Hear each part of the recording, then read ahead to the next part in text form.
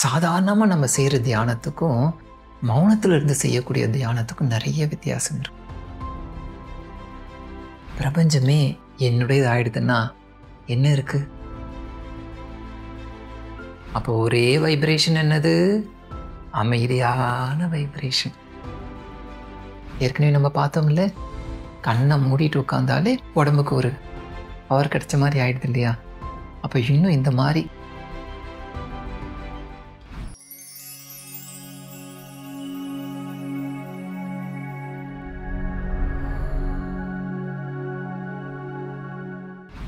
இந்த பிரபஞ்சம் எப்படி இருக்கு? பிரபஞ்சங்கிறது அமைதியாக மட்டுமே தான் இருக்கு. எப்படின்னு கேட்குறீங்களா? ஒன்றுமே வேண்டாம். நம்ம எல்லாரும் சந்திச்சிருப்போம், கோவிடுங்கிற ஒரு விஷயம் ஒன்று வந்தது. அந்த வந்தபோது எங்கேயுமே யாருமே வெளியில் வரக்கூடாது அப்படின்லாம் ஒரு சந்தர்ப்ப சூழ்நிலை வந்தது. அப்போ எப்படி இருந்தது? பகல் நேரங்கள்லேயும் அமைதியாக பார்க்க முடிஞ்சதா இல்லையா? இரவில் கிடைக்கிற அமைதி மாதிரி பகல்லையும் கிடைச்சிது. அப்போ பிரபஞ்சங்கிறது எப்படி இருக்கு? அமைதி ஒன்று தான். நாம் ஒவ்வொருத்தராக சேர்ந்து எதையோ நம்ம பேசும்பொழுது செய்யும் பொழுது அங்கே கொஞ்சம் அப்படியே எல்லாமே மாறிட்டு இருக்கு, வைப்ரேஷன்ஸ் எல்லாம். அப்போ ஒரே வைப்ரேஷன் என்னது? அமைதியான வைப்ரேஷன். அப்படியே கண்களை மூடியும் காதுகளெல்லாம் அப்படியே ஃப்ரீயாக விட்டுட்டோன்னா பாருங்கள், அப்படியே ஒரு விதமான ஒரு சத்தம் கேட்கும். அப்படியே செய்து பாருங்கள், கொஞ்ச நேரம் அப்படியே கண்களையும் காதுகளையும் ஃப்ரீயாக விட்டுடும். அப்படியே ஒரு விதமான ஒரு அதிர்வு இருக்கும் நமக்குள்ளாக, அமைதியான அதிர்வு. அதுதான் எங்கேயும் நிறைஞ்சிருக்கு. அந்த அதிர்வு பிரபஞ்சத்துக்குள்ளாக நிறைஞ்சிருக்கு இல்லையா? அந்த நிறைஞ்சிருக்கிறத மௌனம் இருக்கும் பொழுது என்ன தெரியுமா ஆகுது? கனெக்ட் ஆகிடும்.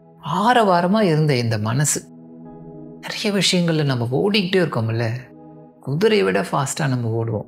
அந்த அளவுக்கு நம்மக்கிட்ட பவர் இருக்குது.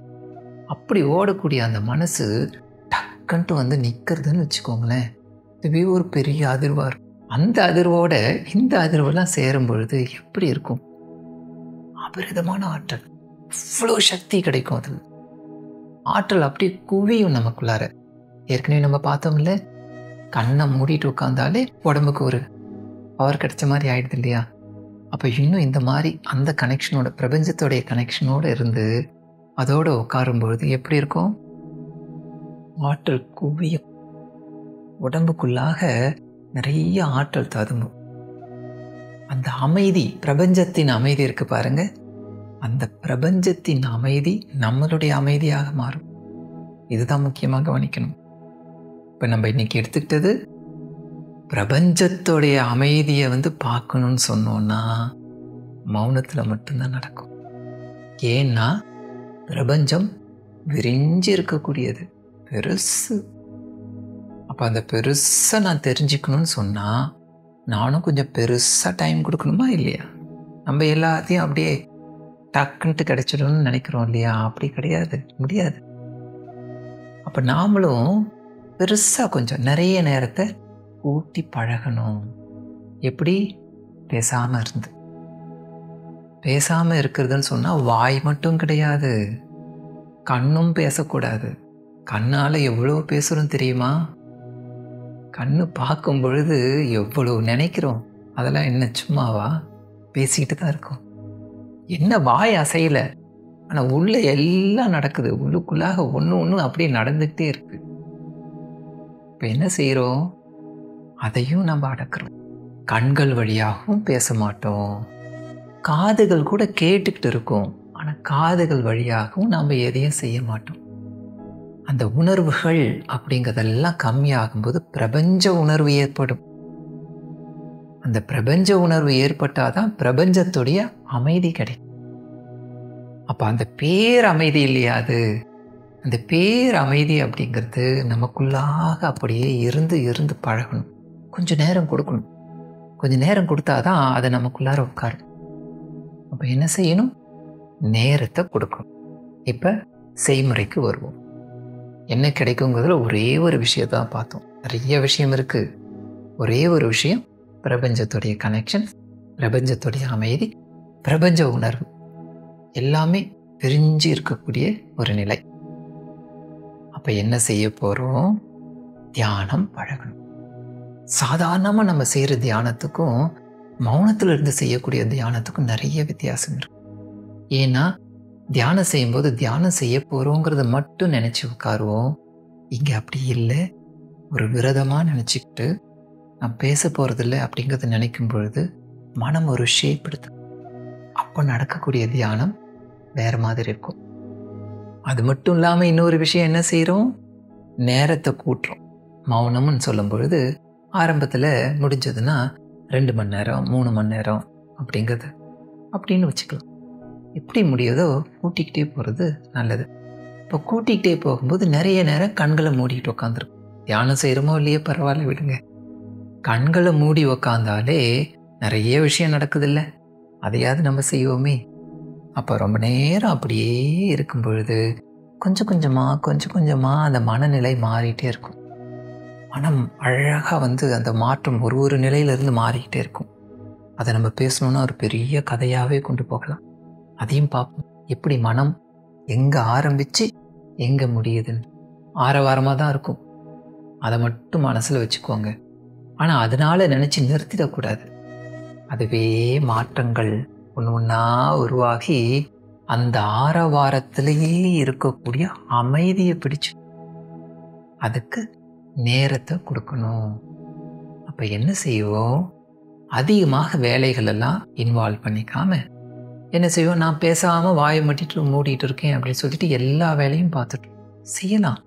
வாய்ப்புகள் இல்லைன்னா அந்த மாதிரி சரி. வாய்ப்பு கிடைச்சதுன்னா ஒன்றுமே இல்லாமல் கொஞ்சம் நேரம் உட்காந்து ஒரு 2 மணி நேரம் 3 மணி நேரம் உட்காரும் பொழுது ஒரே இடத்துல உட்கார்ந்து ஒரே வேலையை செய்யறது. ஒரே வேலையை செய்ய செய்ய செய்ய என்ன ஆகணும்? அதுக்குள்ளார போயிடும். இப்போ என்ன செய்யணும்? மௌனத்தை இருந்து பழகணும்னா நேரத்தை முதல்ல பிளான் செய்வோம். இப்போ நீங்கள் செய்ய வேண்டியதெல்லாம் என்னெல்லாம் கிடைக்குங்கிறது கொஞ்சம் தெரிஞ்சுக்கிட்டோம். இன்னும் நிறைய கிடைக்குங்கிறது தெரிஞ்சிட்டோம். நிறைய ஆசைப்படணும். ஆசைப்படுறது மட்டும் வேண்டாம், கொஞ்சம் செய்து பார்ப்போம். அப்போ தானே நமக்கு அதோடைய பலன் இன்னும் நல்லா எப்படி இருக்குதுங்கிறது அனுபவித்து பார்க்க முடியும். அப்போ பிளான் செய்யலாம்.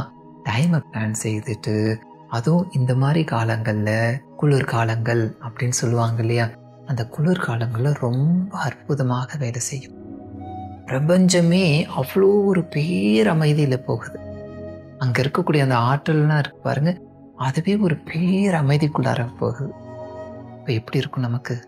அதை நினச்சி தானே எல்லாமே ஓடிட்டு இருக்கும். நம்ம சம்பாதிக்கிறது, குடும்பங்கள் வச்சிருக்கிறது எல்லாமே எதுக்கு? ஜாலியாக இருக்கணும், அமைதியாக இருக்கணும், ஹாப்பியாக இருக்கணும், எவ்வளோ தானே. இப்போ இது வேணும்னு சொன்னோம்னா ஈஸியாக நமக்கு கிடைக்கும். என்ன செய்யணும்? மௌனம் பழகணும். பிளான் செய்யுங்க, டைமை ஒதுக்கிக்கோங்க. என்ன செய்யணும் அடுத்தது? அதை ஒரு ரிலீஜியஸாக எப்படி செய்யணுன்ட்டு சொல்கிறாங்களோ அதுக்கு தகுந்த மாதிரி உட்கார்ந்து பழகணும். பழக பழக நிறைய மாற்றங்கள் ஏற்படும், நிறைய விஷயங்கள் புரியும். அடிக்கடி பேசுகிற பழக்கம் இருக்கும் பாருங்க, அது குறைஞ்சிரும். நிறைய பேசிகிட்டு இருக்கிறதுனாலேயே ஒன்றுமே புரியறதில்ல, நமக்கும் புரியறதில்ல, மற்றவங்களுக்கும் புரிய விடுறதில்ல. அந்த பழக்கம் எனக்குள்ளாக குறைஞ்சிடும். ஏன்னா இது ஒரு டேஸ்ட் கிடச்சிருது இல்லையா, அந்த டேஸ்ட்டு கிடச்சதுனால அந்த பழக்கம் போயிடும். அது எப்படி மாறுதுங்கிறதெல்லாம் இன்னும் நம்ம நிறைய அதை பற்றி பார்ப்போம். அதுக்கு முன்னாடி நானும் செய்து பார்ப்போம். செய்து பார்த்தா எதுக்கு கதையை கேட்டுக்கிட்டே இருக்கணும்? செய்து பார்த்தா நானே எல்லா கதையும் தெரிஞ்சுக்கலாம் இல்லையா? அதை தான் வேதாத்ரி மகர்ஷி சொல்கிறாங்க, செய்து பழகுவோம். அவரோடு இருக்கலாம். வேதாத்ரி மகர்ஷி ஒவ்வொரு வருடமும் மௌனம் இருந்து இந்த உலகத்துக்கே அந்த அலையை பரப்பியிருக்காங்க. அந்த மாதிரி சமயத்தில் நாம் இருந்து பழகும் பொழுது, அது மட்டும் இல்லாமல் நிறைய ரிலீஜன்ஸ், வெவ்வேறு மதங்கள் எடுத்துக்கும், அவங்கவுங்களும் ஏதோ ஒரு வழிபாடுகளையும் வச்சுருக்காங்க பாருங்கள். இப்போ இந்த உலகம் முழுக்க ஏதோ ஒரு நல்ல விஷயம் நடக்குது இல்லையா? அப்போ அந்த நல்ல விஷயத்தோடு இணைஞ்சிடலாம் இல்லை? இணைஞ்சிட்டோன்னா என்ன ஆகும்? திரும்பி ஞாபகப்படுத்திக்கணும், பிரபஞ்ச அமைதி கிடைக்கும், பிரபஞ்ச உணர்வு கிடைக்கும், பிரபஞ்ச ஆற்றலும் கிடைக்கும். பிரபஞ்சமே என்னுடையது ஆயிடுதுன்னா என்ன இருக்குது? விரிந்து பறந்து உலகம். நானும் விரிந்து பறந்து இருக்கலாம், அமைதியோடு இருக்கலாம், அனைத்தும் கிடைக்கும். வாழ்க வளம்.